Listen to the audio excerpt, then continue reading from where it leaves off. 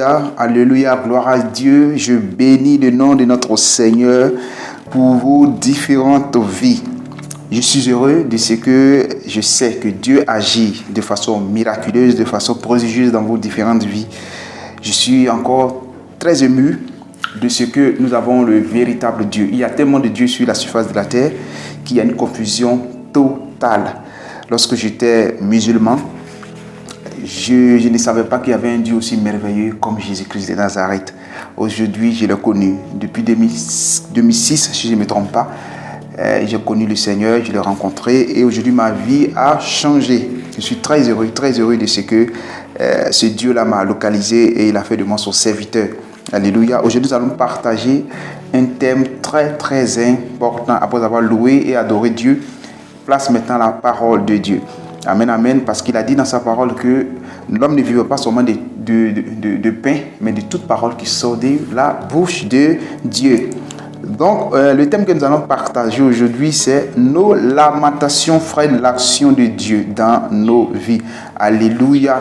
C'est un thème très important parce que la lamentation est un défaut qui empêche, qui freine l'action de Dieu dans nos différentes vies. Amen. Donc aujourd'hui, notre texte de base sur lequel nous allons nous appuyer, c'est Exode 14 à partir du verset 13 à 16. Amen, amen. Nous connaissons ici l'histoire des enfants d'Israël en Égypte. Lorsque Dieu est apparu à Moïse sur le mont Sinaï, dans le buisson ardent, il a donné des instructions à Moïse. Retourne en Égypte et va délivrer mon peuple.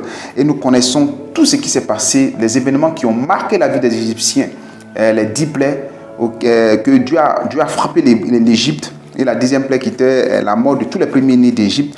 À partir du dernier événement, les enfants d'Israël sont sortis de l'Égypte. Et lorsqu'ils ont emprunté maintenant le chemin, ils ont trouvé un obstacle. Le tout premier obstacle qui était la mer Rouge. Et qu'est-ce qui s'est passé? Je vais m'attarder sur cet événement. Il y a un événement qui s'est passé devant la mer Rouge qui va attirer notre attention, qui va ouvrir notre entendement pour voir combien de fois les lamentations peuvent freiner l'action de Dieu dans nos vies. Ceux qui se lamentent beaucoup, nous qui nous lamentons beaucoup, je dis nous parce que je me mets dans le lot, nous devons faire très attention. Lorsque nous nous lamentons, Dieu ne peut pas agir à l'instant où nous voulons qu'il agisse. Amen, amen. Qu'est-ce qui s'est réellement passé devant la mer Rouge? Nous allons lire un peu dans le Exode 14 à partir du verset 13. Qu'est-ce que nous voyons? Mais plus loin, qu'est-ce que Moïse répondit au peuple? Ne craignez rien. Mais avant que Moïse ne réponde, les enfants d'Israël d'abord avaient déjà dit quelque chose. Qu'est-ce que les enfants d'Israël ont dit? Il dit à Moïse, n'y avait-il pas des sépulcres en Égypte sans qu'il fût besoin de nous mener mourir au désert? Que nous as-tu fait en nous faisant sortir d'Égypte? Voilà, ce sont des lamentations. C'est comme si Dieu vient délivrer quelqu'un et il refuse. Et on disait comme si tu m'avais laissé dans ma situation, c'était mieux. Maintenant, tu me délivres pour que je puisse venir mourir. Et qu'est-ce qu'ils disent encore? N'est-ce pas là ce que nous te disions en Égypte? Laisse-nous servir les Égyptiens, car nous aimons mieux servir les Égyptiens que de mourir au désert. Vous voyez, c'est des paroles choquantes, c'est des paroles injuriantes. Dieu a mis en place un plan merveilleux de délivrance pour les enfants d'Israël. Il envoie son serviteur Moïse délivrer les enfants d'Israël. Il fait des miracles et des prodiges. Pendant qu'ils étaient dans le pays de Goshen, ils voyaient les miracles qui se produisaient autour d'eux. Les Égyptiens commençaient à avoir toutes sortes de fléaux. Et eux, même le plus petit des enfants d'Israël n'a pas reçu, il n'a même pas été infecté ou affecté par les fléaux qui s'abattaient sur l'Égypte. Alléluia. Et aujourd'hui, pendant qu'ils étaient dans la lumière, toute l'Égypte était dans le noir. Dieu a montré sa puissance et sa grandeur pour les faire sortir de l'Égypte. Premier obstacle, déjà les enfants d'Israël ont oublié toutes les merveilleuses choses que Dieu a accomplies dans leur vie. Ils préféraient mourir en Égypte, ils préféraient être sur la servitude que d'être des hommes libres, des freemen. Alléluia. Et qu'est-ce que Moïse donne comme réponse? Moïse répondit au peuple, ne craignez rien, restez en place et regardez la délivrance que l'Éternel va vous accorder en ce jour. Car les Égyptiens que vous voyez aujourd'hui, vous ne les verrez plus jamais. L'Éternel combattra pour vous. Et vous, garder le silence. Alléluia. Au verset 15, qu'est-ce que l'Éternel dit? L'Éternel dit à Moïse, pourquoi ces cris? Alléluia. Pourquoi ces cris? Par les enfants d'Israël et qu'ils marchent. Alléluia. Nous allons rester dans ces quelques passages et je vais décortiquer la parole de Dieu pour vous amener à comprendre combien de fois les lamentations sont dangereuses pour l'épanouissement, pour la croissance spirituelle des chrétiens. Alléluia. Ici, je vais utiliser deux tableaux. Le premier tableau, c'est les enfants, l'attitude des enfants de Dieu. Et le deuxième tableau, c'est l'homme de Dieu lui-même. Alléluia.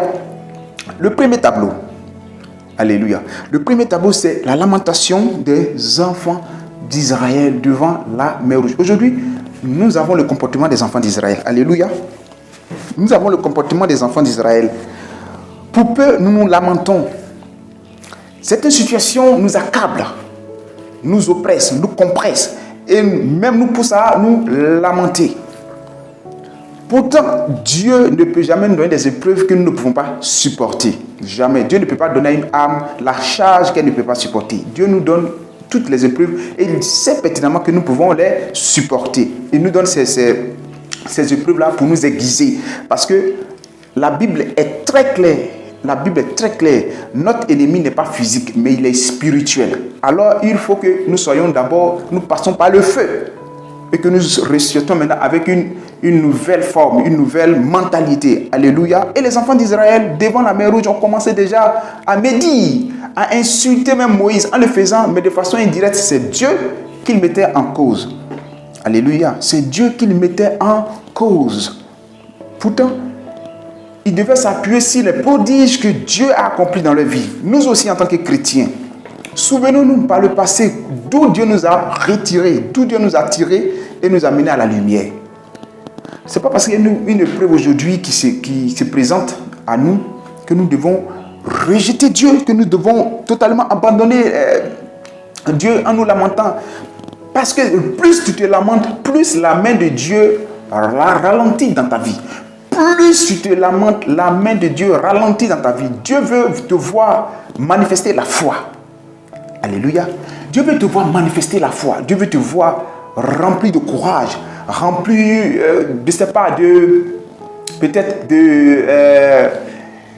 d'abnégation, rempli de confiance et d'assurance surtout. Mais lorsque nous nous lamentons, nous commençons parce que plus tu te lamentes, plus tu t'affaiblis. Plus tu te lamentes, plus tu t'affaiblis. Dieu veut te voir courageux. Dieu veut te voir rempli d'assurance. Alléluia. Donc aujourd'hui, nous devons comprendre que nous ne devons pas nous lamenter. Quelle que soit la situation qui se passe, nous devons nous en remettre à Dieu. Alléluia. Frères, sœurs, arrêtons de nous lamenter. Nos lamentations, comme je le dis, comme le terme le dit, freinent l'action de Dieu dans nos vies. Si nous prenons toutes ces choses avec action de grâce, nous verrons la magnificence et la gloire de Dieu éclater dans nos vies. Alléluia. C'est le premier tableau. Amen. Le deuxième tableau, c'est les hommes de Dieu. Nous allons lire un peu plus loin.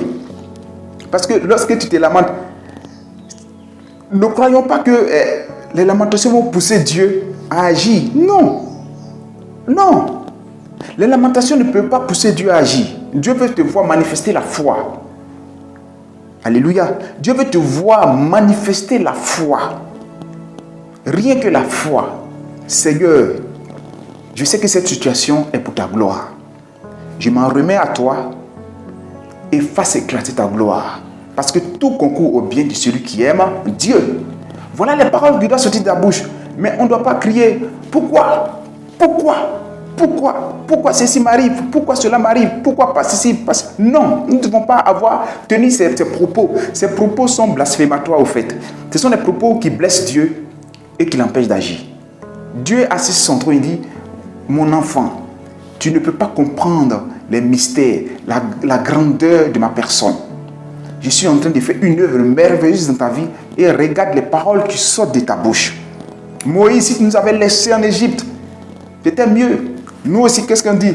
Seigneur, je préférais mourir que cette chose m'arrive. Je préférais ceci, cela, avant que j'étais avec mon ancien mari, avant que j'étais... Non. Tu ne dois pas tenir des propos comme ça, frère. Tu ne dois pas tenir des propos comme ça, sœur. En le faisant, tu blesses Dieu. Tu atteins la légitimité. L'intimité de Dieu est touchée parce qu'il est en train d'opérer des miracles dans ta vie sans que tu ne le saches. Il est en train de... C'est un processus. Alléluia. Et maintenant, le deuxième tableau, c'est les hommes de Dieu. Amen. Qu'est-ce que Dieu dit au verset 16 à Moïse? Toi, lève ta verge, étends ta main sur la mer et fends-la. Et les enfants d'Israël entreront au milieu de la mer à sec. Alléluia. Je voudrais dire ici que, bien-aimés frères et sœurs en Christ, être homme de Dieu, ce n'est pas une mince affaire. Être homme de Dieu, c'est une chose difficile. Être homme de Dieu, c'est une lourde responsabilité, c'est une grande charge, bien-aimés. Je ne parle pas des hommes de Dieu qui sont appelés eux-mêmes, mais je parle des hommes de Dieu authentiques que Dieu a appelés à le servir. Être un homme de Dieu, c'est vraiment un grand sacrifice. Alléluia. C'est un grand sacrifice. Vous ne pouvez pas comprendre combien de fois l'homme de Dieu travaille pour vous, il prie pour vous, il jeûne pour vous, il passe des nuits blanches à prier pour vous. Maintenant, lorsque vous êtes en train de traverser des moments difficiles, vous confiez à l'homme de Dieu votre sujet. Pendant que l'homme de Dieu est en train de prier pour vous, vous êtes en train de vous lamenter. C'est deux sentiments qui ne sont pas homogènes. Donc il y a répulsion. C'est-à-dire qu'ils ne peuvent pas être compatibles. Les enfants d'Israël ici sont en train de se lamenter pendant que Dieu donne des instructions à Moïse. Lève ta verge. Bien-aimé, lorsque Moïse demande aux enfants d'Israël, je reviens un peu plus derrière et dit, vous gardez le silence. Le silence ici, ce n'est pas dire croiser les bras et dormir. Non, le silence ici, c'est l'intercession, la prière. Pendant que les épreuves sont en train de s'abattre sur toi, tu ne dois pas te lamenter, tu restes silencieux. Dans ton cœur, tu pries, tu dis, Seigneur, je sais que cette situation est pour ta gloire. Seigneur, je sais que tu vas me délivrer de cette situation. Peu importe, tu es au-dessus de tout. Tu es au-dessus de tout. Toute l'humanité est entre tes mains. Tu n'es pas un homme. Tu es le Dieu créateur du ciel et de la terre. Je reste dans le silence. Je ne me lamente pas. Quelle que soit la douleur, quelle que soit la souffrance, je reste serein et je te vois à l'œuvre. C'est ce qui veut signifier ici, c'est silence. Quand Moïse dit rester dans le silence, c'est ce que cela veut dire. Le silence, c'est-à-dire, c'est la prière. C'est la prière. La prière. Alléluia. L'Éternel dit à Moïse, pourquoi s'écrit par les enfants d'Israël et qu'il marche. Marcher. Lorsque tu marches, c'est pour garder le cap. Ne pas t'affaiblir. Garder le cap. Tu gardes le silence, qui est synonyme de prière. La marche est synonyme de victoire. Tu marches sur tes ennemis. Tu marches. Tout a un sens dans la Bible. Maintenant, l'homme de Dieu, regardez ce que Dieu demande à Moïse. Alléluia. Qu'est-ce que Dieu demande à Moïse? Il dit, toi, lève ta verge, étends ta main sur la mer et fends-la. Et les enfants d'Israël entreront au milieu de la mer à sec. Amen. Et moi, je vais endurcir le cœur des Égyptiens pour qu'ils y entrent. Après eux et Pharaon et toute l'armée et toute son armée, ses chars et ses cavaliers feront éclater ma gloire. Et les Égyptiens sauront que je suis l'Éternel. Quand Pharaon et les chars et ses cavaliers auront fait éclater ma gloire. Alléluia. Gloire à Jésus. Donc, vous voyez un peu ce qui se passe. Les hommes de Dieu travaillent arrache-pied. Ce n'est pas quelque chose de facile, ce n'est pas quelque chose de simple. Donc vous gardez le silence. Alléluia. Gardez le silence. Ce n'est pas facile être un homme de Dieu. Pendant qu'il prie pour vous, vous gardez le silence, qui est synonyme de prière. Marchez, qui est synonyme de victoire. Parce qu'il vous a dit que ces Égyptiens, vous ne les verrez plus jamais. C'est-à-dire, ces problèmes que vous voyez, ces problèmes ne vont plus jamais vous assaillir. Alléluia. C'est cette mentalité de conquérant, de vainqueur, de victorieux que vous devez garder en esprit. Et non vous lamenter, vous apitoyer sur votre sort, pleurer nuit et jour. Non, cela affaiblit votre foi. Cela vous met en position de défaitiste. Cela vous met en position de perdant, de loser. Alléluia. Et qu'est-ce qui se passe? Qu'est-ce qui va se passer lorsque Moïse va lever la verge? Moïse n'a pas levé la verge pendant 2 heures, 1 heure, mais toute la nuit, la main levée. Alléluia. La verge tendue vers la mer. Vous voyez que c'est difficile la vie d'un homme de Dieu. Qui d'entre nous peut peut-être lever un bâton comme ça pendant 50 minutes, 1 heure du temps? C'est difficile, hein? Alléluia. C'est difficile parce que on ne pourra pas tenir. Alléluia. On ne pourra pas tenir. Alléluia. Tu ne pourras pas tenir. Nous allons lire à partir du verset 21. Exode 14, toujours verset 21. Moïse étendit sa main sur la mer et l'Éternel refoula la mer par un vent d'Orient qui souffle. Alléluia. Qui souffle avec impétuosité toute la nuit et mit la mer à sec et les eaux se fendirent. Les enfants d'Israël entrèrent au milieu de la mer à sec et les eaux formaient comme une muraille à leur droite et à leur gauche. Alléluia. Gloire à Jésus. Vous comprenez ici la responsabilité des hommes de Dieu. Il n'y a pas de véritable homme de Dieu que Dieu a appelé authentique. Je ne parle pas de businessmen, ceux qui sont appelés eux-mêmes, qui ont fait de l'église une entreprise juteuse où il faut s'enrichir. Je ne parle pas de véritables hommes de Dieu, oints de Dieu, qui ont été appelés, certifiés par Dieu lui-même, pas par les hommes, mais certifiés par Dieu lui-même. Leur tâche est grande. Comme je le disais tantôt, tendre la main, une verge, toute la nuit. Vous voyez la fatigue à partir de l'épaule. Alléluia. Et voici la responsabilité des hommes de Dieu. Soutenons-les, frères et sœurs en Christ. Soutenons nos hommes de Dieu. Soutenons les bergers que Dieu a mis au devant de nous, qui nous conduisent, qui nous enseignent, qui passent des nuits blanches à prier pour vous. Pendant que vous êtes en train de dormir, eux ils sont à pied d'œuvre en train de prier. Priez pour que vos vies soient transformées. Arrêtons de nous lamenter. Arrêtons de nous lamenter. Les lamentations ne peuvent pas nous faire du bien. Les lamentations freinent l'action de Dieu dans nos vies.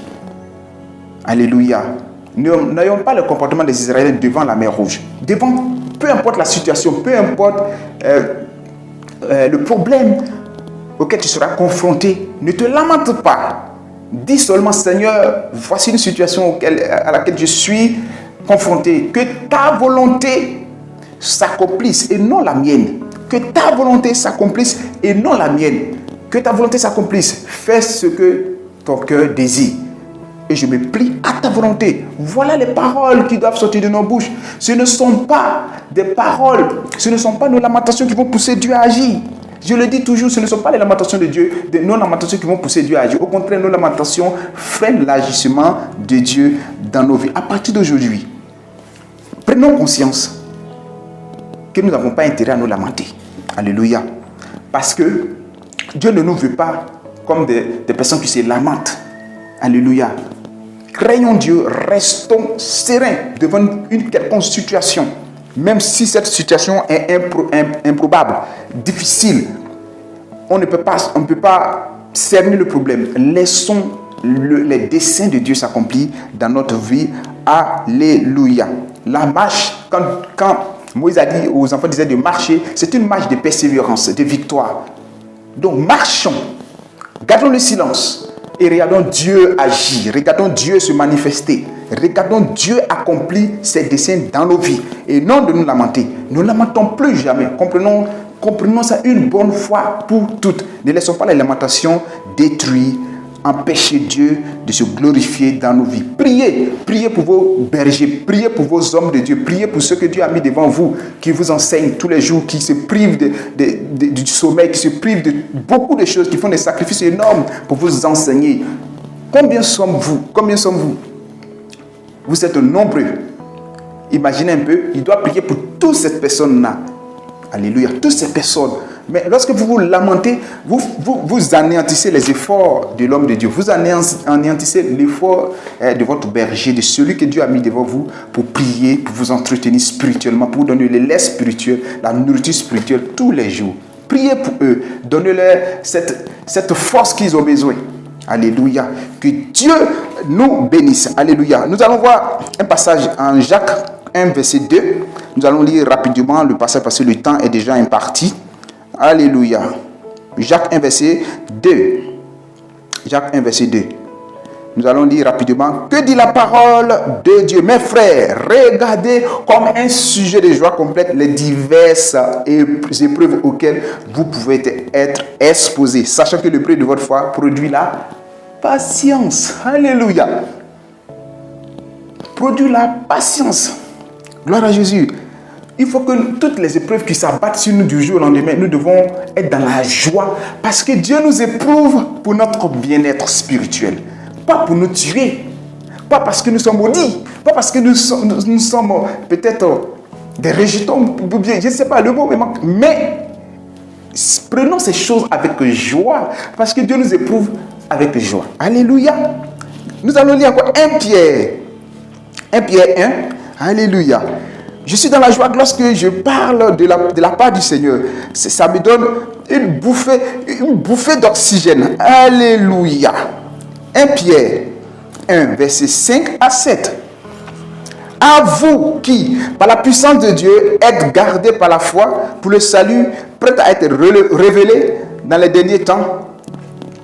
C'est là ce qui fait votre joie. Alléluia. Quoique maintenant, puisqu'il le faut, vous soyez attristés pour un peu de temps par diverses épreuves. Alléluia. À vous qui, par la puissance de Dieu, êtes gardés par la foi pour le salut, prêt à être révélé dans les derniers temps. C'est là ce qui fait votre joie. Quoique maintenant, puisqu'il le faut, vous soyez attristés pour un peu de temps par diverses épreuves, afin que l'épreuve de votre foi, plus précieuse que l'or périssable, qui cependant est éprouvé par le feu, est pour résultat la louange, la gloire et l'honneur lorsque Jésus-Christ apparaîtra. Alléluia. Voyez-vous comme c'est merveilleux. La parole de Dieu nous rassure. Alléluia. Toutes les épreuves que nous sommes en train de subir sont pour la gloire de Dieu. Faites, comme la Bible dit, faites tout pour la gloire de Dieu. Parce que lorsque les épreuves s'abattent sur nous, si nous voulons chercher des solutions de par nous-mêmes, mon frère, ma soeur, vous allez vous casser la figure. Je sais de quoi je parle. Parce que par le passé, lorsque j'étais un nouveau chrétien, j'étais confronté à beaucoup de problèmes. Je ne comprenais pas. Il dit, mais j'étais musulman, je suis venu en crise, je croyais que tout allait être facile. Mais aujourd'hui, je suis accablé, je suis acculé par des difficultés, par certaines choses que je ne comprends pas. Où est Jésus? Je commençais à poser une tonne et tas de questions. Je ne comprenais pas pourquoi cela m'arrivait. Mais au fur et à mesure que j'ai commencé à être ancré dans la parole de Dieu, j'ai compris que ces épreuves étaient pour mon bien et non pour mon malheur. Alléluia. Aujourd'hui, j'ai les armes, j'ai les arguments nécessaires pour pouvoir parler à mon frère, pour pouvoir parler à ma soeur, pour dire ces épreuves ne sont pas pour ta mort, mais sont pour la gloire de Dieu. Alléluia. Que Dieu nous bénisse, que Dieu nous fortifie, que Dieu nous donne cette mentalité de vainqueur, cette mentalité de conquérant. Qu'à partir d'aujourd'hui, nous ne mettons plus dans notre esprit cette pensée de défaitiste, cette pensée de loser, cette pensée de lamentation. Peu importe les difficultés, même si rien ne va, je vous dis que même si rien ne va, croyez que Dieu vous bénisse. Moi-même, présentement que je suis en train de vous parler, la santé n'est pas au beau fidus, la santé n'est pas au rendez-vous. Mais je ne laisse pas la santé me clouer au sol. Je ne laisse pas la santé, la fatigue m'accabler. Non.